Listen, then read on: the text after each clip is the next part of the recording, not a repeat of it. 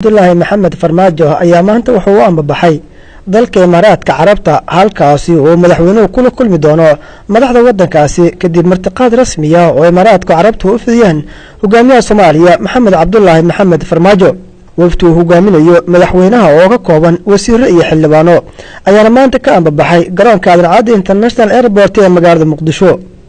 waxyaabo ugu muhiimsan ee madaxweynaha Farmaajo iyo mas'uuliyiinta Imaaraadku ay ka wada hadli doonaan ayaa waxa kamid ah in lagu tixgeliyo Soomaaliya go'aanka dhexdhexaadnimada ahaa ay ka qaadatay arrimihii qariijka fududeynta howlaha la xiriira socdaalka iyo dalku galka iyo waliba Imaaraadka Carabtu in si toos ah uga qayb galaan dagaalka al-shabaab lagu jiro madaxweynaha Soomaaliya Maxamed Cabdullaahi Farmaajo ayaa safarkan wuxuu noqonayaa safarkii labaad ee uu ambabaxo wadanka Imaaraadka Carabta tan iyo markii la doortay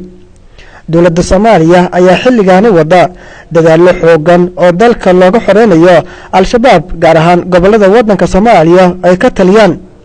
waxaa jira dhaqdhaqaaqyo ciidan oo ka socda gobolada wadanka Soomaaliya iyo madaxweynaha Soomaaliya oo doonaya in wadamada daneeya arrimaha Soomaaliya ay gacan buuxda ka siiyaan dawladda federaalka Soomaaliya la dagaalanka al-shabaab. Cabdiraxiin Cabdullaahi Honkabel TV magaalada Muqdisho.